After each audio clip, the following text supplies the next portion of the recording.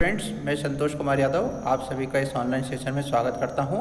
आज हम class 11th accountancy में chapter number 5 double entry systems के रूल्स डेबिट टू क्रेडिट करने के लिए क्या हैं इनके बारे में पढ़ेंगे। डबल एंट्री सिस्टम, जैसे कि नाम से आपको पता चल पा रहा होगा कि इसमें डबल एंट्री की जाती है। तो ऐसा सिस्टम जिसमें डबल एंट्री करते हैं उसे डबल एंट्री सिस्टम कहते हैं, जिसमें कि एक अकाउंट डेबिट होता है और दूसरा अकाउंट क्रेडिट होता है। तो इसके संबंध में क्या व्यवस्था की गई है, इसको हमें इस चैप्टर में पढ़ना है। किस प्रकार से डेबिट किया जाता है, किस प्रकार से क्रेडिट किया जाता है, इसका बैकग्राउंड क्या है, कैसे सिस्टम आया, इसके बारे में हम यहाँ पर चर्चा करेंगे। Recording of business transaction had been in practice since ancient times in all countries of the world. In India accounting was a norm and a system to follow as it was always there. Cautil's famous Arthashastra not only relates to politics and economics but also explains the art of account keeping.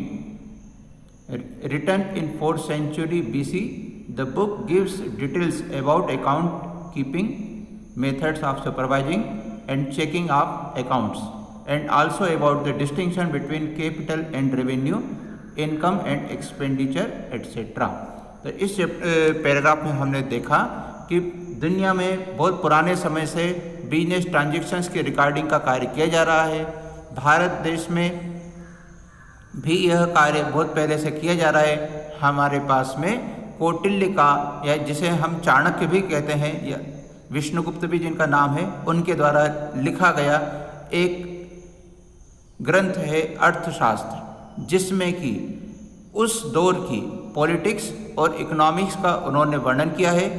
इसके अलावा उन्होंने उस दौर में किस प्रकार से account बनाए जाते थे, उनको बनाने की क्या मेथड थी, सुपरविजन कैसे किया जाता था, अकाउंट की चेकिंग कैसे की जाती थी, और कैपिटल और रेवेन्यू में किस प्रकार से अंतर किया जाता है, इनकम और एक्सपेंडिचर कैसे अंतर किया जाता है, इस सभी का डिटेल उन्होंने अपनी अर्थशास्त्र नाम की बुक में लिखा है। यह बुक 4th सेंचुरी BC में लिखी गई है। तो इस प्रकार से हम देख सकते हैं कि आज से लगभग 2400 ईयर पहले चाणक्य के द्वारा या कौटिल्य के द्वारा अपनी बुक अर्थशास्त्र में इसका वर्णन किया गया है। यहाँ ये ध्यान देना जरूरी है कि उन्होंने सिर्फ इसका वर्णन किया है, उन्होंने ये नहीं कहा है कि ये सिस्टम मैंने बनाया है। इसका मतलब ये है कि ये जो सिस्टम हमारे यहाँ चल रहा था, जो चाणक्य के टाइम पे था, वो और पहले से चल रहा था। इसका मतलब रिकॉर्ड और ज़्यादा पुराना हो जाता है। अब हम पढ़ेंगे डबल एंट्री सिस्टम के ओरिजिन के बारे में। जैसे कि अभी हमने देखा कि भारत में इस प्रकार सिस्टम चल रहा था। आज जिस डबल एंट्री सिस्टम का हम उपयोग करते हैं, उसका इंट्रोड्यूस करने का कार्य, सबसे पहले इसके बारे में बताने का कार्य एक इटालियन मर्चेंट के द्वारा किया गया था, जिसका नाम लुका पेसियोली है। उसने 1494 AD में अपनी एक बुक में इसका वर्णन किया है, जिसमें कि उन्होंने डबल एंट्री सिस्टम के अनुसार किस प्रकार से किसी ट्रांजैक्शन के दो एक्सपेक्ट होते हैं, एक डेबिट का एक क्रेडिट का, इनके बारे में उन्होंने एक्सप्लेन किया है। और अकाउंट की बुक, जर्नल और लेजर किस प्रकार रखी जाती है, उन बुकों के बारे में भी उन्होंने वर्णन किया है। इस बुक में उन्होंने जिस प्रकार से अकाउंटिंग को एक्सप्लेन किया, उसकी विशेषताओं के चलते यह अकाउंटिंग सिस्टम बहुत ही फेमस हुआ। यहाँ पर आपको ध्यान देना होगा कि ऑब्जेक्टिव के एंगल से यहाँ पर 2 क्वेश्चन आपके सामने आ चुके हैं। सबसे पहला कौटिल्य के अर्थशास्त्र के बारे में था कि ये अर्थशास्त्र नाम की बुक में इंडियन अकाउंटिंग सिस्टम की सबसे पहले जानकारी दी गई है। दूसरा यहाँ पर आया है डबल एंट्री सिस्टम का ओरिजिन लुका पेसियोली के द्वारा 1494 AD में किया गया है। ये व्यक्ति इटली का रहने वाला था। तो हमें यहाँ पर ऑब्जेक्टिव के एंगल से इन पॉइंटों को ध्यान में रखना होगा। कॉम्पिटिशन एग्जाम में ऑब्जेक्टिव में ये प्रश्न पूछे जाते हैं। यहाँ पर जो लुका पेसियोली ने बुक लिखी थी, इसके पॉपुलैरिटी को देखते हुए इसका इंग्लिश में ट्रांसलेशन किया गया था। उसके बाद में समय समय पर इसमें कुछ बदलाव किए गए। और उनके बाद ये सिस्टम और ज़्यादा पॉपुलर होते गया और पूरी दुनिया भर में फैल गया है। आज हम इसी सिस्टम को अपने देश में उपयोग कर रहे हैं। सबसे ज़्यादा यही सिस्टम पॉपुलर है पूरी दुनिया में। Meaning of double entry system: there are numerous transaction in a business concern. Each transaction when closely analyzed reveals two aspects. One aspect will be the receiving aspect or incoming aspect, or expense or loss aspect. This is termed as the debit aspect. आपने अभी यहाँ पर पढ़ा कि हम debit और credit करते हैं, तो डेबिट क्रेडिट किस प्रकार से किया जाएगा, इसके लिए हम जब किसी ट्रांजेक्शन को एनालिसिस करते हैं तो हमारे सामने दो स्थितियाँ आती हैं। एक होती है जिसमें कि हम कुछ प्राप्त करते हैं, यानी रिसीविंग हो रही है, इनकमिंग हो रही होती है, या फिर हमारे द्वारा एक्सपेंसेस किया जा रहा होता है। तो इस प्रकार से हम उनको देख सकते हैं, इसे हम डेबिट एक्सपेक्ट करते हैं। The other expect will be giving expect और आउटगोइंग एक्सपेक्ट या इनकम और गेन एक्सपेक्ट। इस प्रकार की स्थिति में जब हम दूसरी स्थिति विचार करें तो उसमें एक तरफ जब हम पाते हैं तो दूसरी तरफ कोई देने वाला भी होता है, या जब हम कोई खर्च करते हैं तो किसी और को इनकम भी होती है। इसे हम क्रेडिट एक्सपेक्ट कहते हैं। तो इस प्रकार से एक बार किसी व्यक्ति का कोई वस्तु हमें देना, उसके लिए गिविंग है और हमारे लिए रिसीविंग है। तो इस प्रकार के यहाँ पर टू एस्पेक्ट हमारे सामने आते हैं, जिन्हें कि हम डेबिट एक्सपेक्ट और क्रेडिट एक्सपेक्ट कहते हैं, और यही हमारे डबल एंट्री सिस्टम का बेस है। The double entry system is so named since it records both the aspect of a transaction. Double entry system में हम डेबिट और क्रेडिट दोनों एक्सपेक्ट को अपनी बुकों में रिकॉर्ड करते हैं। In short, the basic principle of this system is that for every debit there must be a corresponding credit of equal amount, and for every credit there must be a corresponding debit of equal amount. यहाँ पर हम देख सकते हैं कि double entry system का basic principle इस प्रकार हुआ कि प्रत्येक डेबिट के लिए उतनी ही अमाउंट का एक क्रेडिट जरूर होता है। इसी प्रकार से प्रत्येक क्रेडिट एंट्री के लिए सेम अमाउंट की कोई डेबिट की एंट्री भी जरूर की जाती है। इस प्रकार से डेबिट और क्रेडिट की अमाउंट इक्वल होती है। इसी आधार पर हमारी बैलेंस शीट भी बैलेंस रहती है, टोटल बराबर आता है। In this system every business transaction is having a two fold effect of benefit giving and benefit receiving aspect. तो इस प्रकार से हम अगर डेबिट और क्रेडिट की बात करें तो हम यहाँ कह सकते हैं, एक में लाभ पाने वाला एक्सपेक्ट होता है, दूसरे में लाभ देने का एस्पेक्ट होता है। यहाँ the recording is made on the basis of both this aspects. Double entry is an accounting system that records the effects of transactions and other events in at least two accounts with equal amounts of debit and credit. तो double entry system में एक ऐसा system है जिसमें कि हम किसी transaction के डेबिट और क्रेडिट दोनों तरह के जो इफेक्ट हैं उन्हें रिकॉर्ड करते हैं। इसमें डेबिट या क्रेडिट के कम से कम एक खाते में एंट्री की जाती है, और अगर एक से ज़्यादा खातों में भी एंट्री की जाती है तो उनका टोटल दूसरे साइड के टोटल के बराबर होता है। इसके बारे में हम देखेंगे प्रिंसिपल्स और characteristics of double entry system. यहाँ पर डबल एंट्री सिस्टम में कौन कौन सी विशेषताएं पाई जाती हैं उनको बताया गया है। फर्स्ट है every business transactions affect minimum two accounts. हमें सबसे पहली बात याद रखना होगी कि जब हम कोई बिजनेस ट्रांजेक्शन करते हैं तो कम से कम दो खातों पर इफेक्ट पड़ेगा, एक पाने वाला होगा, दूसरा देने वाला होगा। हमें डबल एंट्री सिस्टम में ये ध्यान देना होता है कि इसमें हमेशा दो साइड होते हैं, एक पाने वाले का, एक देने वाले का। एक में आई वस्तु होती है, एक में गई वस्तु कोई होती है, या एक एक्सपेंसेस का होता है तो दूसरा इनकम से रिलेटेड होता है।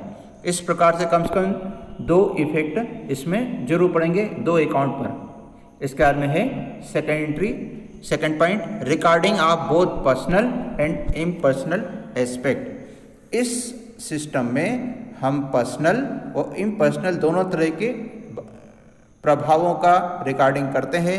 both the aspects may be personal or impersonal or one aspect may be personal and other impersonal। ये जो दो इफेक्ट हमारे होते हैं, इन दोनों में कोई पर्सनल से संबंधित हो सकता है, पर्सनल किसी अकाउंट से संबंधित होता है, यहाँ किसी व्यक्ति या संस्थाओं की बात हो सकती है, और दूसरी ओर कोई इम्पर्सनल हो सकता है जिसमें कि सर्विसेज की बात हो सकती है, जैसे कि एक्सपेंसेस, इनकम, प्रॉफिट और लॉस, इनकम, गेन या एसेट्स के बारे में बताया जा सकता है। इसे हम इम्पर्सनल अकाउंट कहते हैं। थर्ड है recording of transactions as per certain rules and regulations. Double entry system में अकाउंट की ट्रांजैक्शन को लिखने के लिए कुछ निश्चित नियम बनाए गए हैं। ये नियम हमारे डेबिट और क्रेडिट किस प्रकार से अकाउंट को हमें करना है उसके लिए गाइडलाइन प्रोवाइड करते हैं और उन्हीं के आधार पर एंट्रियां की जाती हैं। फोर्थ है preparation of trial balance. Double entry system में हम डेबिट के टोटल का क्रेडिट की साइड के टोटल से मिलान करते हैं, तो ये हम पाते हैं कि ये हमेशा समान आता है। तो इस प्रकार से हम कह सकते हैं कि हमारे अकाउंट की अरिथमेटिकल एक्यूरेसी चेक करने के लिए हम ट्रायल बैलेंस बनाते हैं। ट्रायल बैलेंस को हिंदी में तलपट कहा जाता है। हमें याद रखना होगा कि इंडिया में अकाउंटिंग सिस्टम कुछ व्यापारियों के द्वारा हिंदी में की जाती है, कुछ के द्वारा इंग्लिश में की जाती है। इसलिए हमें ज़्यादा बेहतर नॉलेज रखने के लिए इनके हिंदी और इंग्लिश दोनों तरह के जो नाम हैं जो कि सिस्टम में प्रचलित हैं वो हमें जानना आवश्यक है। डबल एंट्री सिस्टम को हिंदी में दोहरा लेखा प्रणाली कहा जाता है। इसी प्रकार से ट्रायल बैलेंस को हम तलपट कहते हैं। For keeping a proper and accurate record of both the aspect of a transaction, it is necessary to understand the term account, its classification and rules for debiting and crediting। अब हमने यहाँ पे बात किया कि सबसे पहले पॉइंट में कि जब हम कोई बिजनेस ट्रांजेक्शन करते हैं तो उसका प्रभाव मिनिमम 2 अकाउंट पर पड़ता है। ये फर्स्ट पॉइंट हमारी हेडिंग थी। ये अकाउंट वर्ड क्या होता है इसे समझना आवश्यक है, जिससे कि हम ये समझ पाएँ कि किस प्रकार से डेबिट और क्रेडिट किया जाता है, उसके क्या रूल्स होते हैं। तो यहाँ पर हम देखेंगे rules for debiting and crediting. In actual practice the individual transaction of similar nature are recorded, added and subtracted at one place. In order to know the meaning and rules of debit and credit, it is essential to understand the meaning and form of an account। यहाँ पर हमें ये जानना होगा कि जब हम account की बात करते हैं तो किसी पर्टिकुलर ट्रांजेक्शन से संबंधित सारी एंट्रियाँ जो हमने किसी पर्टिकुलर पीरियड में की हैं उन सभी के रिकॉर्डिंग हम किसी एक स्थान पर करते हैं, जहाँ पर उससे रिलेटेड कुछ एंट्रियाँ जोड़ी जाती हैं, ऐड किया जाता है और कुछ को सब्सट्रैक्ट करके हम लेस करते हैं, घटा देते हैं। इस प्रकार से जब हम किसी पर्टिकुलर अकाउंट या ट्रांजैक्शन से संबंधित कोई एंट्री एक जगह पे करते हैं तो उसको हम अकाउंट कहते हैं। हेडिंग है account. An account is a record of all business transactions relating to a particular person or asset or liability or expense or income. Account क्या होता है? किसी बिजनेस के ट्रांजैक्शन से रिलेटेड किसी पर्टिकुलर पर्सन के बारे में सारी एंट्रियां या किसी एसेट की सारी एंट्रियां या लाइबिलिटी की या एक्सपेंसेस की या इनकम की, उन्हें एक स्थान पर लिखना अकाउंट कहलाता है। In accounting we keep a separate record of in each individual asset, liability, expense और इनकम। अकाउंट को आसानी से और बेहतर ढंग से समझने के लिए हम प्रत्येक किस्म के ट्रांजैक्शन के लिए अलग अलग एंट्रियां करते हैं, इन्हें अकाउंट कहा जाता है। इसे बनाने के लिए हम एक टी शेप की फॉर्मेट का यूज़ करते हैं। जितने भी हमारे अकाउंट होते हैं उनके 2 साइड होते हैं, जिन्हें हम लेफ्ट हैंड साइड की ओर डेबिट साइड और राइट हैंड साइड के पार्ट को क्रेडिट साइड कहते हैं। डेबिट को हम संक्षेप में DR डॉट लगाकर लिखते हैं और क्रेडिट को लिखने के लिए CR डॉट लिखते हैं। यहाँ पर डेबिट का D कैपिटल होता है और R स्मॉल होता है, जबकि क्रेडिट का C कैपिटल और R को स्मॉल में लिखा जाता है और इसके आगे डॉट लगाई जाती है, जो कि ये बताता है कि हमने उसको शॉर्टकट में यूज़ किया है। For example, the transaction relating to cash are recorded in an account entitled cash account. हम उदाहरण के रूप में देख सकते हैं, यदि हमें कैश से संबंधित यानी नगद पैसे से संबंधित जो रिकॉर्ड होता है उनको एक जगह पे लिखना हो, तो उसके लिए हम जो अकाउंट खोलेंगे उसका नाम क्या होगा? Cash account. यानी जिस ट्रांजेक्शन से संबंधित अकाउंट होता है उसी के नाम से अकाउंट कहलाता है। कैश के रिलेटेड होगा तो कैश अकाउंट उसे हम कहेंगे।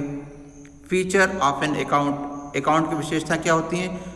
हम प्रत्येक ट्रांजेक्शन के लिए एक अलग अकाउंट खोलते हैं। प्रत्येक ट्रांजेक्शन में जितने भी व्यक्ति रिलेटेड होते हैं सभी का अलग अलग अकाउंट खोला जाता है। हर एसेट के लिए अलग अकाउंट होता है। इसी प्रकार से प्रत्येक लायबिलिटी के लिए, रेवेन्यू के लिए, एक्सपेंसेस के लिए अलग अलग अकाउंट खोले जाते हैं। सेकंड पॉइंट है, ये अकाउंट हमारे उस हेड से रिलेटेड जितने भी ट्रांजेक्शन किए गए हैं उनकी समरी इकट्ठे करके बताता है।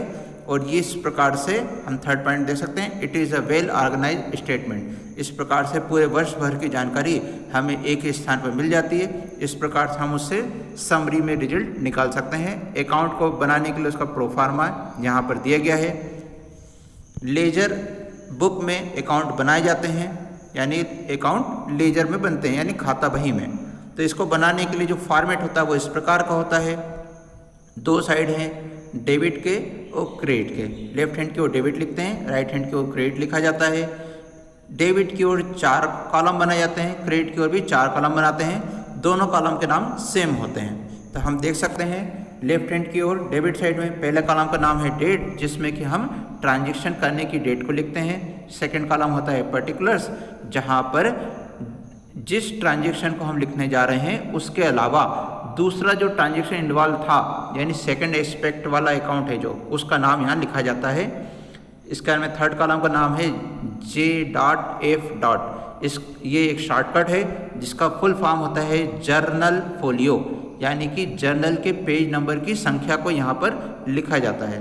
इसका फोर्थ कॉलम होता है रुपए का, यहाँ रुपए का सिंबल बनाते हैं। जब रुपए का सिंबल नहीं था तब यहाँ पर RS डॉट लगाकर लिखा जाता था, लेकिन अब हमारे कंट्री में हमारी करेंसी का एक सिंबल है, इसलिए सिंबल को ही लगाया जाता है। यहाँ पर अमाउंट वर्ड को यूज़ नहीं करेंगे। यहाँ पर हम ट्रांजेक्शन के अमाउंट को लिखते हैं। इसी प्रकार से क्रेडिट साइड की ओर कॉलम होते हैं इसी प्रकार के, जहाँ पर क्रेडिट के संबंध में एंट्रियाँ की जाती हैं। In order to decide when to write on the debit side of an account and when to write on the credit side of an account, there are two approaches by which accounts are classified. They are traditional approach and second है accounting equation approach. अब यहाँ पर हमें ये विचार करना होता है कि हम किस अकाउंट को कब डेबिट में लिखेंगे, कब क्रेडिट में लिखेंगे। तो इसके लिए अकाउंट को एंट्री करने के लिए 2 हिस्सों में बांटा गया है मेथड को। एक ट्रेडिशनल अप्रोच है और सेकंड है अकाउंटिंग इक्वेशन अप्रोच। अब हम यहाँ पर क्लासिफिकेशन ऑफ अकाउंट में आकर ट्रेडिशनल अप्रोच को सबसे पहले पढ़ेंगे। तो ट्रेडिशनल अप्रोच में सबसे पहला पॉइंट है transaction relating to individual and firms को आते हैं। सेकंड है transaction relating to properties, goods और कैश आता है। और थर्ड पॉइंट है transaction relating to expenses or losses or income and gain. इसका मतलब है कि जितने भी ट्रांजेक्शन हम करेंगे उन्हें हम 3 कैटेगरी में बांटते हैं। फर्स्ट कैटेगरी में हम इंडिविजुअल और फर्म के अकाउंटों को शामिल करते हैं। सेकंड कैटेगरी में हम प्रॉपर्टीज, गुड्स और कैश के ट्रांजेक्शन को शामिल करते हैं।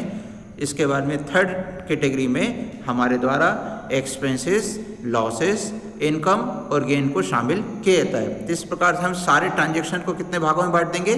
3। तो इसको हम 3 टाइप्स ऑफ अकाउंट कह सकते हैं। इन्हीं को हम यहाँ देख सकते हैं। Therefore, accounts can be classified into personal, real and nominal on the basis of classification of transaction. अभी हमने जो ऊपर पढ़ा कि हम फर्स्ट वाले पॉइंट में इंडिविजुअल और फर्म को लिखते हैं, इन्हें हम पर्सनल अकाउंट का नाम देते हैं। सेकंड पॉइंट में हम प्रॉपर्टीज, गुड्स और कैश की एंट्री करते हैं, इन्हें रियल अकाउंट नाम दिया जाता है। और इसके बाद में जो थर्ड कैटेगरी थी हमारी, जिसमें हम एक्सपेंसेस, लॉसेस, इनकम और गेन को लिखते हैं, इसे नॉमिनल अकाउंट कहा जाता है। इन्हें जो सेकंड और थर्ड कैटेगरी ने मिलाकर इम्पर्सनल अकाउंट भी कहा जाता है। इसे का हम यहाँ नीचे चार्ट में समझ सकते हैं। क्लासिफिकेशन ऑफ अकाउंट दिया गया है, जिसमें बताया है कि दो तरह के अकाउंट होते हैं। पहला है पर्सनल, जिसके 3 पार्ट हैं। पर्सनल में फर्स्ट होता है नेचुरल पर्सन, सेकंड है आर्टिफिशियल पर्सन और थर्ड है रिप्रेजेंटेटिव पर्सनल अकाउंट। इसके बाद में सेकंड कैटेगरी आती है, जिसमें कि हम इम्पर्सनल अकाउंट को शामिल करते हैं। इम्पर्सनल को भी 2 भागों में बांट सकते हैं, रियल और नॉमिनल। रियल अकाउंट जो होते हैं उन्हें 2 श्रेणियों में बांटा जा सकता है, टेंजिबल और इनटेंजिबल। टेंजिबल, इनटेंजिबल क्या होता है, इसके लिए हम सेकंड चैप्टर में ऑलरेडी पहले ही पढ़ चुके हैं। अब हम यहाँ पर इन क्लासिफिकेशन को डिटेल में समझेंगे। तो सबसे पहले हमारी कैटेगरी आई पर्सनल अकाउंट की। तब हम अगली हेडिंग पढ़ेंगे पर्सनल अकाउंट। तो अभी हमने यहाँ पर देखा कि पर्सनल अकाउंट 3 तरह के थे, नेचुरल, आर्टिफिशियल और रिप्रेजेंटेटिव। तो हम इनके बारे में विस्तार से समझेंगे।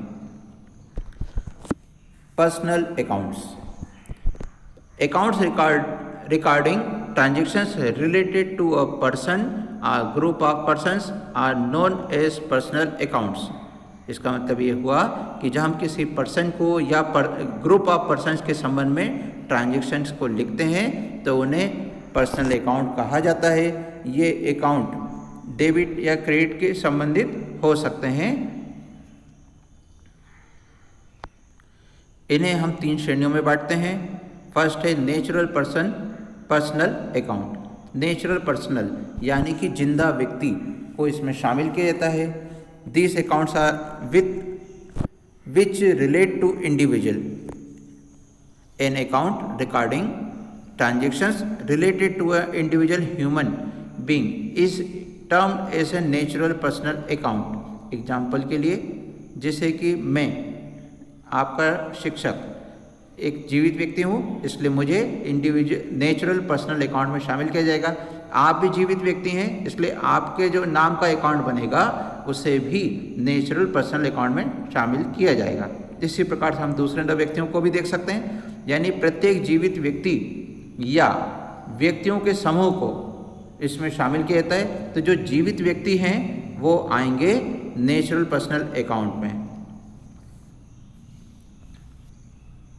यहाँ पर हमारे पास में जीवित व्यक्ति जो हैं उन्हें 3 कैटेगरी हम बांट सकते हैं। जैसे कि कोई बिजनेस का ऑनर होगा तो ऑनर का अकाउंट नेचुरल पर्सनल में शामिल करते हैं। जिन व्यक्तियों का हमने उधार माल बेचा होगा वो हमारे डेटर कहलाते हैं। जिनसे हमने उधार खरीदा वो हमारे क्रेडिटर कहलाते हैं। तो इस प्रकार से हम ऑनर्स के अकाउंट, डेटर्स के अकाउंट, क्रेडिटर्स के अकाउंट को नेचुरल पर्सनल अकाउंट में शामिल करते हैं। इसका सेकंड कैटेगरी आती है आर्टिफिशियल पर्सनल अकाउंट की। These are accounts which relate to a group of persons or firms of institution. अभी हमने पढ़ा था व्यक्तियों के समूह को पर्सनल अकाउंट में शामिल करते हैं। तो जो व्यक्ति था सिंगल पर्सन वो आ गया नेचुरल पर्सनल अकाउंट में, और जो ग्रुप ऑफ पर्सन है या फर्म या इंस्टीट्यूशन है वो होते हैं हमारे artificial personal account. An account recording financial transaction with an artificial person created by law or otherwise is termed as an artificial personal account. Example है firms account, limited companies account, educational institutions account, cooperative society account. For example HMT Limited ये एक company है, Indian overseas bank ये एक organisation है, life insurance corporation of India ये भी एक ऑर्गेनाइजेशन है, कॉस्मोपॉलिटन क्लब ये एक कोऑपरेटिव सोसाइटी, या हम कह सकते हैं इसे कॉस्मोपॉलिटन क्लब को, ये एक ऑर्गेनाइजेशन है। तो इस प्रकार से हम देख सकते हैं कि जब एक से ज़्यादा व्यक्तियों के द्वारा मिलकर कोई ग्रुप बनाया जाता है तो उसे आर्टिफिशियल पर्सनल अकाउंट कहा जाता है। थर्ड है representative personal account. An account indirectly representing a person or persons is known as representative personal account. These accounts represent outstanding and prepaid items. When accounts are a similar nature and their number is large, it is better to group them under one head and open a representative personal account। Example हैं इसके। यहाँ पर बताया गया है कि जब हम किसी ऐसे अकाउंट की बात करते हैं जो कि किसी व्यक्ति को बताता है, उसको रिप्रेजेंट करता है, यानी डायरेक्टली वो व्यक्ति नहीं है लेकिन उससे हमें उन संबंध में जानकारी प्राप्त होती है, किसी खास व्यक्ति या व्यक्तियों समूह में जानकारी प्राप्त होती है, तो इसे हम इसमें शामिल करते हैं। इसमें हम हर एक व्यक्ति का खाता अलग अलग खोलने की बजाय उन्हें मिलाकर एक अकाउंट के नाम से एंट्री करते हैं। इसमें हम प्रीपेड एक्सपेंसेस को शामिल करते हैं, आउटस्टैंडिंग एक्सपेंसेस को भी शामिल करते हैं। इसके कुछ एग्जाम्पल इस प्रकार हैं। प्रीपेड इंश्योरेंस होता है, जैसे इंश्योरेंस के लिए हम पहले पेमेंट करते हैं। प्रीपेड मोबाइल के बिल हैं जो, वो भी इसमें आ सकते हैं। आउटस्टैंडिंग सैलरी होती है, सैलरी अलग अलग लोगों को दी जाती है लेकिन उन सभी को जिन्हें कि अभी देना बाकी है उन सभी को ज्वाइंटली मिलाकर आउटस्टैंडिंग सैलरी में लिखा जाता है। इससे हमें हर व्यक्ति के नाम का अकाउंट अलग से नहीं बनाना पड़ता। आउटस्टैंडिंग रेंट, आउटस्टैंडिंग वेजेस, तो इस प्रकार से हम कह सकते हैं कि जब हम बहुत सारे लोगों के अकाउंट को जो कि आउटस्टैंडिंग या प्रीपेड नेचर के होते हैं उन्हें अलग अलग लिखने की बजाय ज्वाइंटली लिखते हैं तो वो रिप्रेजेंटेटिव पर्सनल अकाउंट बन जाते हैं। इसी प्रकार से हमारे बिजनेस में जब बिजनेस का मालिक बिजनेस में पैसा लगाता है तो उसके द्वारा जब बिजनेस में पैसा इंट्रोड्यूस किया जाता है तो वो कैपिटल कहलाता है, और जब वो पैसा बिजनेस से निकालता है तो उसे हम ड्राइंग्स अकाउंट कहते हैं। ये भी हमारे पर्सनल अकाउंट होते हैं। When a person starts a business he is known as proprietor, जो व्यक्ति बिजनेस को शुरू करता है उसे हम प्रोप्राइटर कहते हैं। This proprietor is representative by capital account for all that he invests in business and by drawings account for all that which he withdraws from business. So capital account and drawings account are also personal account. जो business का मालिक है वो भी एक natural person होता है, लेकिन बिजनेस में अकाउंट बनाते समय बिजनेस के मालिक के नाम से कोई एंट्री नहीं की जाती, बल्कि जब वो पैसा इन्वेस्ट करता है तो उसे हम कैपिटल अकाउंट लिखते हैं, और जब वो पैसा विड्रा करता है तो उसके लिए हम ड्राइंग्स अकाउंट लिखते हैं। तो इस प्रकार से हम कह सकते हैं कि कैपिटल अकाउंट और ड्राइंग्स अकाउंट बिजनेस के प्रोप्राइटर को रिप्रेजेंट करते हैं, इसलिए ये भी रिप्रेजेंटेटिव पर्सनल अकाउंट की श्रेणी में आते हैं। यहाँ पर हमें ध्यान देना होगा कि ये जो अकाउंट हमें यहाँ बताए जा रहे हैं, natural personal account, artificial personal account, representative personal account, competition exam में या ऑब्जेक्टिव एग्जाम में इनकी कैटेगरी के आधार पर आपको अकाउंट के नाम देकर ये ऑब्जेक्टिव में पूछा जा सकता है कि ये किस प्रकार का अकाउंट की श्रेणी में आता है, वो नेचुरल है, आर्टिफिशियल में आता है या रिप्रेजेंटेटिव पर्सनल अकाउंट में आता है। अकाउंट को समझने के लिए हमें इनकी कैटेगरी को बहुत ही अच्छे से समझना होगा। जितने अच्छे तरीके से आप इनको कैटेगरी को समझ पाएंगे उतने ही अच्छे तरीके से हम डबल एंट्री सिस्टम के रूल्स को समझ सकते हैं। अब लास्ट लाइन में हम यहाँ देख सकते हैं हमारे पर्सनल अकाउंट को डेबिट क्रेडिट करने के लिए रूल को बताया गया है। The rule for personal accounts is debit the receiver and credit the giver.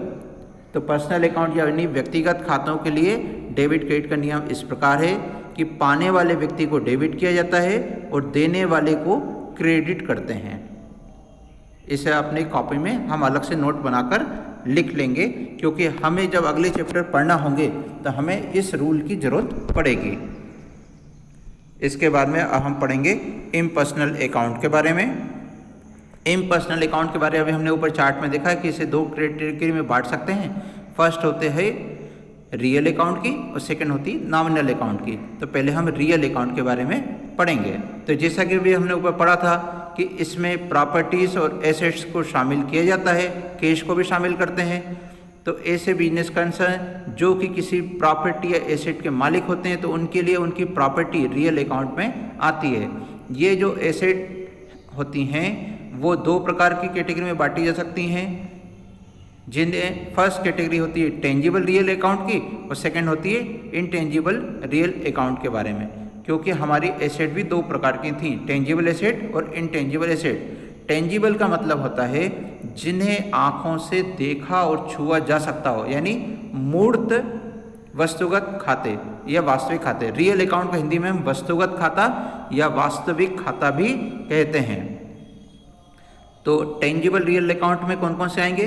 जिन्हें हम आंखों से देख सकते हैं और छू सकते हैं। तो ऐसे कौन कौन से होते हैं? तो मशीनरी, जिसे आंखों से हम देख सकते हैं और स्पर्श कर सकते हैं, तो उसे मशीनरी अकाउंट कहेंगे। इसी प्रकार से हमारा कैश होता है, जिसे कि हम नगद पैसा हाथ से देख सकते हैं, आंखों से देख सकते हैं और हाथ से छू सकते हैं। फर्नीचर को भी इसी प्रकार से हम कह सकते हैं। स्टॉक यानी हमारा माल जो दुकान में रखा हुआ होता है, वो भी इसी प्रकार की कैटेगरी में आता है, इसलिए से हम टेंजिबल रियल अकाउंट कहेंगे।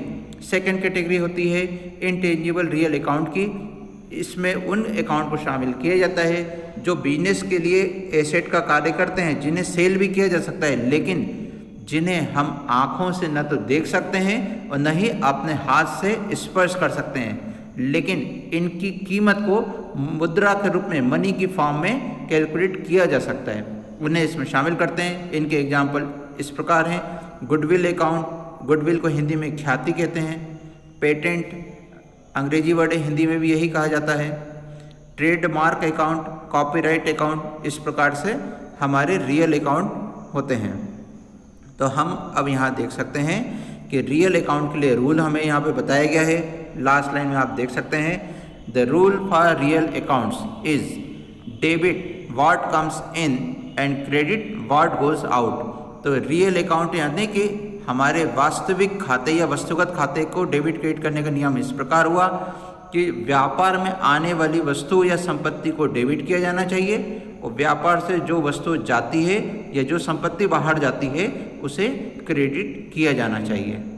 यहाँ पर हमको ऑब्जेक्टिव एंगल से रियल अकाउंट में टेंजिबल और इनटेंजिबल कौन कौन से होते हैं, ये ऑब्जेक्टिव में पूछे जा सकते हैं।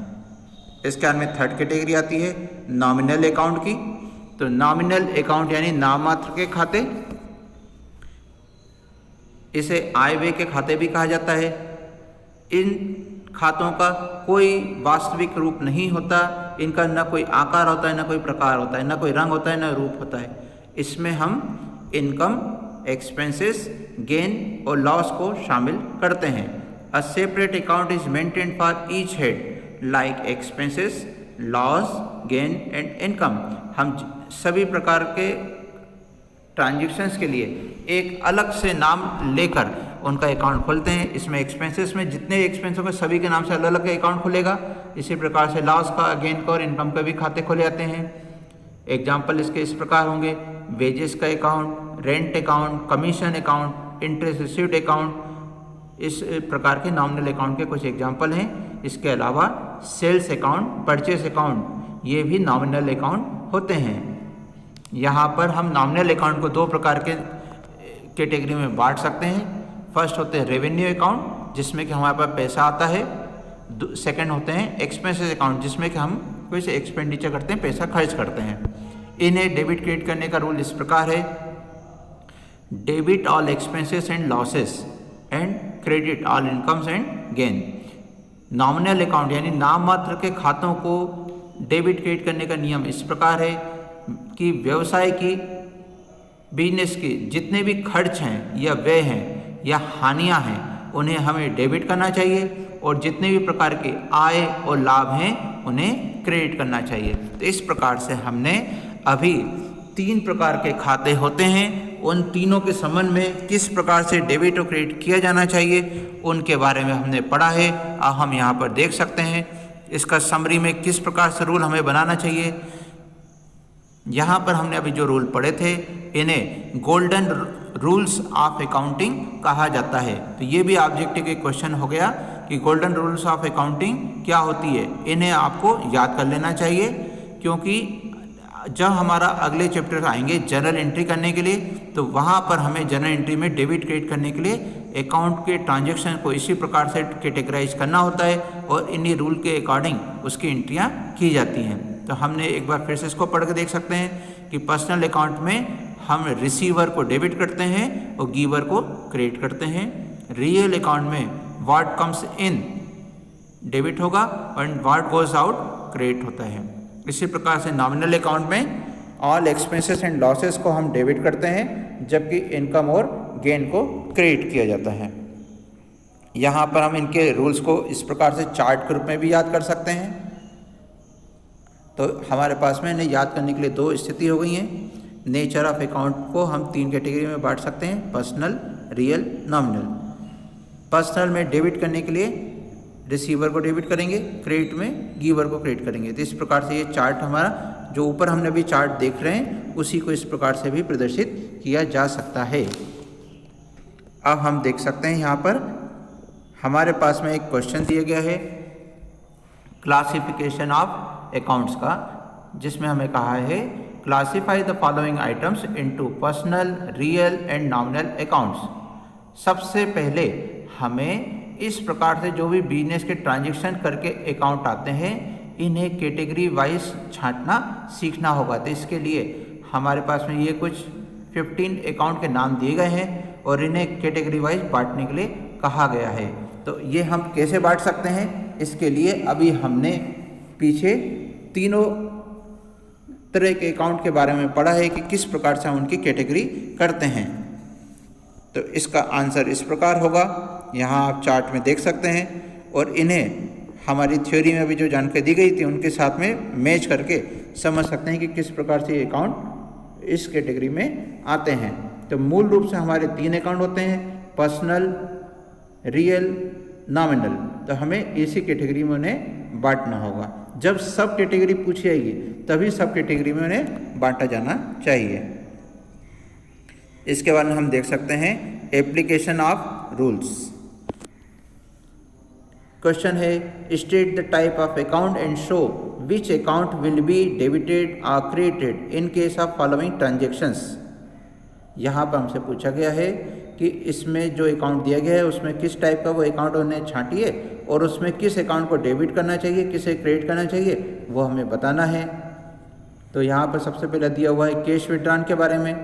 तो कैश विड्रॉन यानी बिजनेस से पैसा निकालना, निकालता कौन है, बिजनेस का मालिक। तो इसे हम आहार यानी ड्राइंग्स कहते हैं। और अभी हमने पढ़ा था कि बिजनेस के मालिक के खाते को ये प्रेजेंट करता है, इसलिए ये पर्सनल अकाउंट में आता है।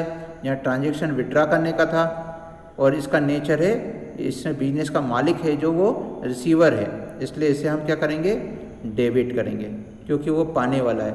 अभी हमने पढ़ा है पर्सनल अकाउंट का कि रिसीवर को डेबिट करते हैं। तो इस प्रकार से हमें सेकंड पॉइंट को देखना है, कैपिटल इंट्रोड्यूस्ड। तो यहाँ पर कैपिटल अकाउंट के बारे में बात की जा रही है। कैपिटल बिजनेस के मालिक के अकाउंट को शो करती है, तो इसलिए सेकंड हमारा हो गया टाइप ऑफ अकाउंट में पर्सनल। यहाँ पर ट्रांजैक्शन में कैपिटल इंट्रोड्यूस की गई है। यहाँ पर बिजनेस का मालिक गिवर है, इसलिए नेचर इसका गिवर हो गया। और अभी हमने पढ़ा कि गिवर के अकाउंट को क्रेडिट किया जाता है, तो इफेक्ट क्या हो गया, इसका क्रेडिट करना है। थर्ड पॉइंट है बिल्डिंग परचेज के बारे में। यहाँ पर बिल्डिंग एक ऐसी एसेट है जिसे हम आंखों से देख सकते हैं और हाथ से छू सकते हैं, इसलिए कैसी अकाउंट हो गई, रियल अकाउंट की कैटेगरी में आती है। इसमें हमने ट्रांजैक्शन परचेज का किया है, तो परचेज करने से हमारे पास में नेचर क्या बना कि बिल्डिंग हमारे पास आई, यानी building comes in.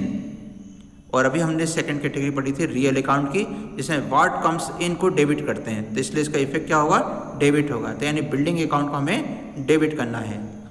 Fourth point था गुड्स सोल्ड। यहाँ पर सेल के बारे में बात की गई, तो हम सेल्स अकाउंट में एंट्री करेंगे। अभी हमने पढ़ा था कि सेल करना और परचेस करना नॉमिनल अकाउंट में आता है।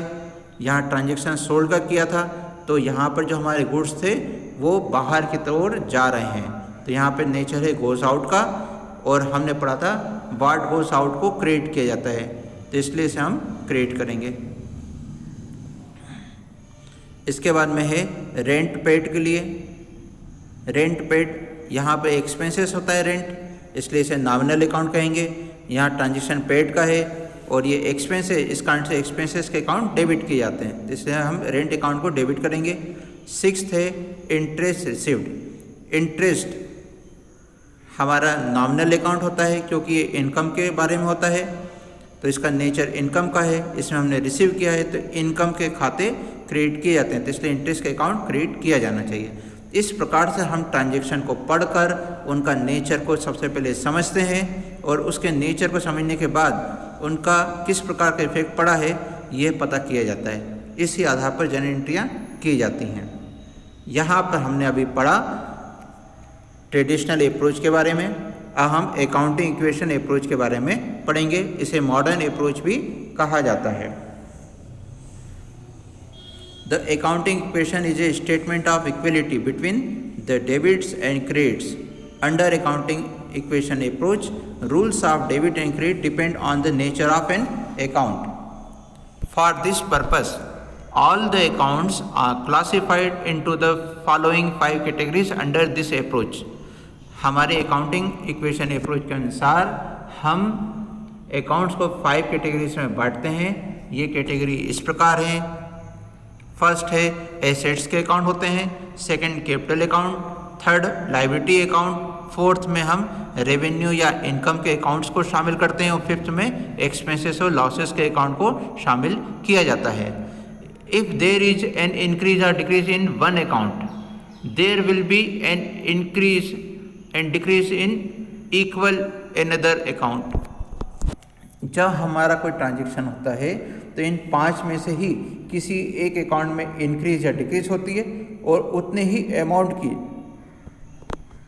इंक्रीज या डिक्रीज किसी दूसरे अकाउंट में भी होती है। इसको हम डेबिट क्रेडिट करने के लिए इस प्रकार के रूल होते हैं।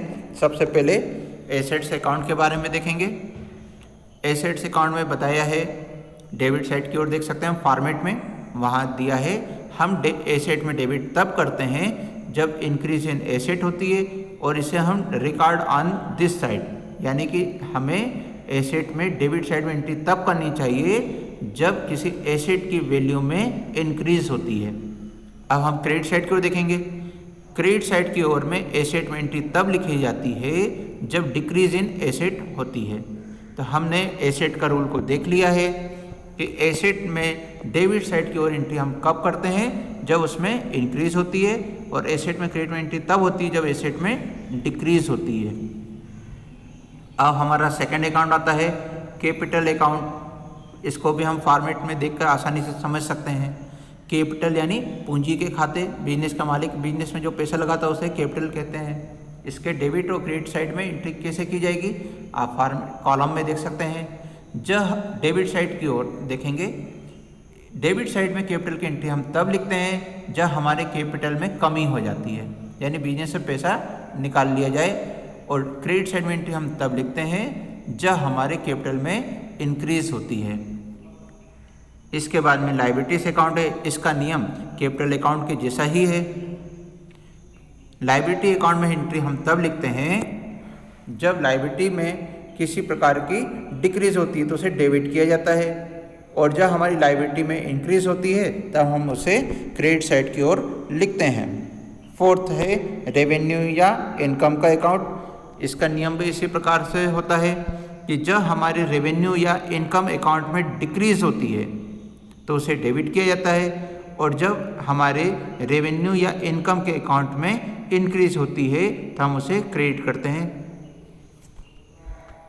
इसका फिफ्थ है एक्सपेंसेस और लॉसेस का अकाउंट। तो यहाँ पर हम डेबिट में देख सकते हैं कि हम डेबिट में एक्सपेंस और लॉस की एंट्री तब करते हैं जब हमारे एक्सपेंसेस में इंक्रीज होती है और क्रेडिट में डिक्रीज होने पर एंट्री की जाती है। तो अगर आपने ध्यान से देखा समझा हो तो आप देख सकते हैं कि हमारा एक्सपेंसेस लॉस का नियम वही है जो कि हमारे लिए एसेट में था। एसेट में हम इंक्रीज होने पर और एक्सपेंसेस में भी इंक्रीज होने पर एंट्री डेबिट की ओर करते हैं, और डिक्रीज होने पर एसेट और एक्सपेंसेस में डिक्रीज होने पर क्रेडिट साइड में एंट्री करते हैं। जबकि हमारे लायबिलिटी में, कैपिटल में और रेवेन्यू में इंक्रीज होने पर क्रेडिट में एंट्री होती है, जबकि डिक्रीज होने पर डेबिट साइड में एंट्री की जाती है। इसी को हम यहाँ पर देख सकते हैं समरी में। यहाँ पर उन्हीं 5 अकाउंट को बताया गया है कि किस प्रकार से एंट्री की जाना चाहिए। फर्स्ट में था एसेट के बारे में, तो एसेट में इंक्रीज होने पर हम डेबिट करते हैं और डिक्रीज होने पर क्रेडिट किया जाता है। कैपिटल में इंक्रीज होने पर क्रेडिट करते हैं और डिक्रीज होने पर डेबिट होता है। लाइबिलिटी इंक्रीज होने पर क्रेडिट होती है और डिक्रीज होने पर डेबिट की जाती है। फोर्थ है हमारा इनकम और गेन के बारे में, जब इंक्रीज होता है तो क्रेडिट करना चाहिए और डिक्रीज होने पर डेबिट करना चाहिए। इसके आने फिफ्थ है एक्सपेंसेस लॉसेस इंक्रीज होने पर डेबिट किए जाते हैं और डिक्रीज होने पर क्रेडिट किए जाते हैं। तो यहाँ पर इसी को प्लस माइनस के रूप में दिखाया गया है कि एसेट में दो ही ऑप्शन होते हैं, या तो इंक्रीज होगा या डिक्रीज होगा। तो किस प्रकार से एंट्री की जानी चाहिए यहाँ पर दिखाया है। लायबिलिटी के लिए भी इसी प्रकार से बताया है कैसे हमें करना चाहिए। प्लस माइनस के यहाँ साइन लगे हुए हैं। कैपिटल, एक्सपेंसेस, रेवेन्यू और गेन के बारे में भी यहाँ बताया हुआ है कि जब हमारी, जैसे हम इसको एक्सप्लेन कैसे कर सकते हैं। सबसे पहला हमारा कॉलम था एसेट का, जिसमें बताया है इंक्रीज होने पे प्लस किए करते हैं, इंक्रीज में प्लस होता है तो इसकी एंट्री डेबिट में करना चाहिए। एसेट में डिक्रीज अगर हो रही है तो माइनस हो रहा होता है तो उसकी एंट्री क्रेडिट में की जानी चाहिए। जो अभी ऊपर हमने 5 पॉइंट में रूल देखा था उसी को इस प्रकार से भी लिखकर दिखाया जा सकता है। इसे इस टेबल के द्वारा भी समझाया जा सकता है कि एसेट में इंक्रीज होने पर डेबिट करना चाहिए और डिक्रीज होने पर क्रेडिट करना चाहिए। लायबिलिटी में डिक्रीज पर डेबिट और इंक्रीज में क्रेडिट करते हैं। कैपिटल में डिक्रीज पर डेबिट और इंक्रीज होने पर क्रेडिट किया जाता है। रेवेन्यू में डिक्रीज होने पर डेबिट और इंक्रीज होने पर क्रेडिट किया जाता है। एक्सपेंसेस को इंक्रीज होने पर डेबिट करते हैं और एक क्रेडिट तब होता है जब उसे डिक्रीज किया गया हो। इस प्रकार से हमने ट्रेडिशनल अप्रोच और अकाउंटिंग इक्वेशन अप्रोच दोनों को देखा और उसके बेसिक थॉट को समझा। अब हमारे सामने एक और एग्जाम्पल है जिसमें हमें पूछा हुआ है रूल्स ऑफ डेबिट क्रेडिट क्या होगा। On what side increase in the following accounts will be recorded. यहाँ पर हमारे पास में 8 अकाउंट के नाम दिए गए हैं। हमें सबसे पहले इनके नेचर के आधार पर समझना होगा कि ये उन 5 में से किस कैटेगरी में आते हैं। तो सबसे पहला कैश, तो कैश हमारे लिए एसेट होती है और यहाँ पे इंक्रीज की बात की गई थी। अभी हम यहाँ अपना जो चार्ट है इसको हम सामने रखें तो हम आसानी से समझ सकते हैं कि एसेट में इंक्रीज होने पर, जो ऊपर देख सकते हैं सबसे ऊपर सेकंड लाइन में लिखा हुआ है कि इंक्रीज होने पर हमें क्या करना चाहिए, डेबिट करना चाहिए। तो आप आंसर में देख सकते हैं फर्स्ट पॉइंट में सॉल्यूशन में दिया गया है कि हमें डेबिट करना है एसेट होने के कारण। सेकंड पॉइंट हमारा मशीनरी का है। मशीनरी भी हमारी एसेट होती है, इंक्रीज की बात की गई तो ये भी डेबिट की जाएगी। थर्ड पॉइंट था हमारे डेटर का, ये भी एसेट्स में आता है इसलिए इसे भी इंक्रीज होने के कारण डेबिट करेंगे। फोर्थ है क्रेडिटर्स का, ये हमारे लायबिलिटी होते हैं और लायबिलिटी में इंक्रीज होने पर हम क्रेडिट करते हैं। इस प्रकार से हमें इन रूल को यूज़ करना होता है। फिफ्थ पॉइंट हमारा बैंक ओवरड्राफ्ट का है, ये भी लायबिलिटी मानी जाती है और लायबिलिटी में इंक्रीज क्रेडिट होती है। सिक्स्थ हमारा कैपिटल का, जिसका खुद अपना एक कैटेगरी होती है, तो कैपिटल में इंक्रीज हो रही है इसलिए इसे भी क्रेडिट करेंगे। सेवन्थ पॉइंट हमारा इंटरेस्ट रिसीव्ड का है, ये हमारे इनकम या रेवेन्यू की कैटेगरी को बताता है। रेवेन्यू या इनकम में इंक्रीज होने पर उसे क्रेडिट किया जाता है। एट्थ पॉइंट है सैलरीज पेड, ये हमारे एक्सपेंसेस को बताता है।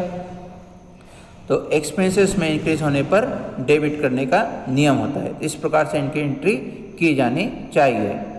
तो इस प्रकार से हम समझ सकते हैं कि कब किस अकाउंट में डेबिट करना चाहिए, किस अकाउंट में क्रेडिट करना चाहिए। इसी को हम एक और एग्जाम्पल के द्वारा भी देख सकते हैं। एग्जाम्पल नंबर 4 में यहाँ पर इसको एक्सप्लेन किया गया है। तो rules of debit and credit में on what side decrease in the following accounts will be recorded. यहाँ पर हमारे अकाउंट में कमी के बारे में पूछा गया है। तो फर्नीचर सबसे पहला, तो फर्नीचर हमारे लिए एक एसेट है। एसेट में जब डिक्रीज होती है तो उसे हम क्रेडिट में लिखते हैं। सेकंड था outstanding salary. Outstanding salary business के लिए एक लायबिलिटी होती है, डिक्रीज होने पर हम उसे डेबिट करते हैं। थर्ड होता है कैपिटल। कैपिटल के खुद एक कैटेगरी होती है, तो कैपिटल में डिक्रीज होने पर उसे डेबिट करने का नियम होता है। फोर्थ है प्रीपेड एक्सपेंसेस, ये हमारे लिए एसेट है। एसेट में डिक्रीज होने पर उसे क्रेडिट किया जाता है। फिफ्थ है मशीनरी, ये भी एसेट है इसलिए इसमें डिक्रीज के कारण इसे क्रेडिट करेंगे। सिक्स्थ है प्रीपेड वेजेस, ये हमारे लिए एक्सपेंस प्रीपेड वेजेस हमारे लिए एसेट होती है। ऑल प्रीपेड एक्सपेंसेस एसेट कहलाते हैं। तो ये एसेट में डिक्रीज हुई है, इसलिए इसे हम क्रेडिट करेंगे। 7th है कैश, ये भी एसेट है, इसमें भी डिक्रीज के कारण से क्रेडिट किया जाएगा। और 8th हमारा मोहन, जिसके बारे में बताया कि हमारा डेटर है, तो इसलिए ये भी एसेट हो गया, इसलिए इसमें भी डिक्रीज के कारण इसे हमें क्रेडिट करना होगा। तो इस प्रकार से अभी हमने देखा कि किस प्रकार से अकाउंट में सबसे पहले कैटेगरी बनाई जाती है, उसके बाद में उस कैटेगरी के में इंक्रीज या डिक्रीज के आधार पर हम डेबिट या क्रेडिट को पता करते हैं। इसी प्रकार से हमारे पास में और भी कुछ यहाँ पर ट्रांजेक्शन्स दिए गए हैं जिनको कि आप अपने कॉपी में सॉल्व करके समझ सकते हैं। जैसे कि ये एग्जांपल आपके सामने है, एग्जांपल नंबर 6, जिसमें कि कुछ ट्रांजेक्शन्स लिखे गए हैं और उसे किस प्रकार से डेबिट या क्रेडिट करने के लिए एनालाइज करना चाहिए, इसे यहाँ पर इस सॉल्यूशन में दिखाया गया है। आप इसे स्वयं करके देखें और समझने का प्रयास करें। इसके बाद में है advantages of double entry system. अब हम जब डबल एंट्री सिस्टम को यूज़ करते हैं तो उसके कुछ लाभ होते हैं। फर्स्ट है कंप्लीट रिकॉर्ड ऑफ ट्रांजेक्शन। इसमें हमारे जितने भी ट्रांजेक्शन होते हैं हम सभी को उनके एंट्रियां करते हैं, इससे हमारे बिजनेस से रिलेटेड सारे ट्रांजेक्शन्स की एंट्री हो जाती है। ये इसका सबसे बड़ा लाभ होता है। ये एक साइंटिफिक सिस्टम है जिसमें कि इसकी चेकिंग या टेस्टिंग भी हो जाती है ट्रायल बैलेंस बनाने के साथ साथ में। थर्ड है इंफॉर्मेशन अबाउट डिफरेंट अकाउंट्स। हमारे बिजनेस में अलग अलग तरह के जितने भी अकाउंट होते हैं हम सभी की एंट्री करते हैं और उन कैटेगरी वाइज बांटा जाता है। इस प्रकार से हमारे अलग अलग अकाउंट की हमें इंफॉर्मेशन इससे मिल जाती है और इनके लिए हम लेजर बनाते हैं जिसमें हम हर एक अकाउंट को अलग अलग कैटेगरी में सारी एंट्री साल भर के एक साथ देख सकते हैं। फोर्थ है इंफॉर्मेशन अबाउट फाइनेंशियल पोजीशन। इस सिस्टम के आधार पर हमारे द्वारा बैलेंस शीट भी प्रिपेयर की जाती है और फाइनेंशियल स्टेटमेंट को हम बनाते हैं जिससे कि हमारे बिजनेस की इंफॉर्मेशन के जो यूजर्स हैं उन्हें प्रॉपर इंफॉर्मेशन मिल जाती है। फिफ्थ है फैसिलिटी ऑफ एडजस्टमेंट। हमारे डबल एंट्री सिस्टम में जो ट्रांजेक्शन्स ईयर एंडिंग में रिमेनिंग रह जाते हैं या अनकम्प्लीटेड होते हैं उनकी भी एंट्री इसमें की जाती है, जैसे कि prepaid expenses, outstanding expenses, earned income, unearned income, depreciation, इनकी एंट्री भी इससे करते हैं। इससे हमारे बिजनेस में सभी तरह के ट्रांजेक्शन्स की एंट्री होती है। सिक्स्थ है less chances of fraud and mistakes. इसमें हम हर ट्रांजेक्शन को 2 जगह लिखते हैं और ये कार्य करने के लिए हम 2 अलग अलग अकाउंटेंट को रिस्पॉन्सिबिलिटी दे सकते हैं। इससे हमारे अकाउंट में फ्रॉड करने के चांसेस या गलतियों के चांसेस बहुत कम हो जाते हैं और अगर वो हो जाएं तो उन्हें आसानी से ढूंढा जा सकता है। इसके बाद में है 7 check of arithmetical accuracy. Double entry system में प्रत्येक ट्रांजेक्शन को 2 जगह सेम अमाउंट के साथ में लिखा जाता है, एक डेबिट साइड में एक क्रेडिट साइड में। ट्रायल बैलेंस बनाने के दौरान इन्हें हम अरिथमेटिकल एक्यूरेसी की जांच के लिए चेक कर सकते हैं। 8th है comparative study is possible.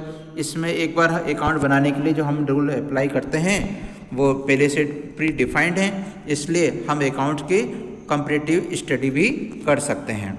9th है प्रिपरेशन ऑफ फाइनल अकाउंट। इसमें हमारे द्वारा डबल एंट्री सिस्टम में ट्रायल बैलेंस बनाने के बाद में फाइनल अकाउंट में trading account, profit and loss account या statement of profit and loss account in case of company तैयार किया जाता है और साथ में सभी बिजनेस में बैलेंस शीट भी बनाई जाती है। इन सभी को हम ज्वाइंटली फाइनल अकाउंट बोलते हैं और ये पूरे कानूनी दृष्टिकोण को ध्यान में रखते हुए हमारे द्वारा तैयार किए जाते हैं। 10th है reliable and accurate books of account. हमारे द्वारा अकाउंटेंसी के जितने भी रूल्स हैं सभी को पूरी तरह से यूज़ किया जाता है, इसलिए हमारे अकाउंट कानून के अनुसार मान्यता प्राप्त होते हैं और उनका हम एविडेंस के रूप में अपने पक्ष को रखने के लिए यूज़ कर सकते हैं। Suitable for all types of business में हमने अभी बिजनेस स्टडी में सभी प्रकार के बिजनेस फॉर्म को पढ़ा है, जिसमें सोल प्रोप्राइटरशिप के बारे में पढ़ा, पार्टनरशिप के बारे में, जॉइंट स्टॉक कंपनी HUF के बारे में पढ़ा और कोऑपरेटिव सोसाइटी के बारे में पढ़ा। इस सिस्टम को सभी बिजनेसमैन आसानी से अप्लाई कर सकते हैं, इसलिए सभी को लाभ होता है। इस सिस्टम में कुछ कमियां भी हैं, वो डिसएडवांटेज में हम पढ़ सकते हैं। फर्स्ट है expensive system. Double entry system को करने के लिए हमें एक ट्रेंड अकाउंटेंट की ज़रूरत होती है, जिससे कि अकाउंट की बुक बनाने के सारे रूल्स की जानकारी हो। उसे जनरल, लेजर, कैश बुक या सब्सिडी बुक्स को बनाना आना चाहिए और यह कार्य करने के लिए जो स्मॉल ट्रेडर्स होते हैं वो इतना खर्च नहीं उठा पाते, इसलिए उन्हें मुश्किल महसूस होती है। सेकंड है अकाउंटिंग एरर्स।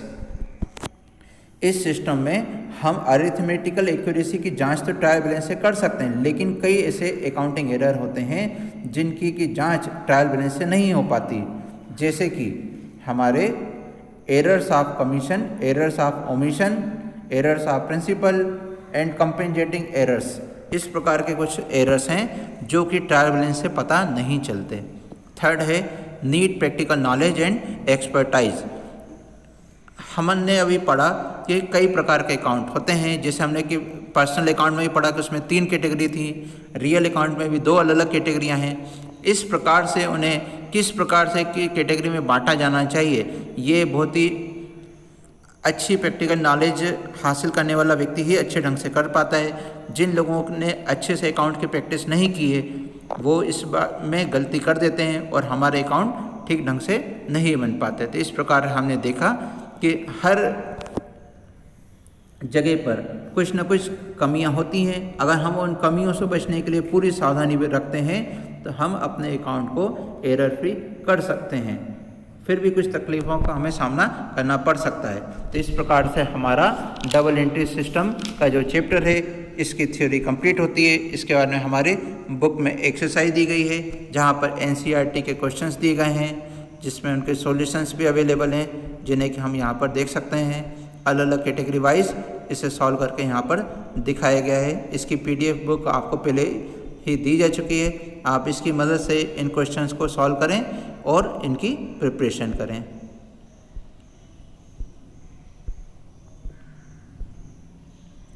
Thank you.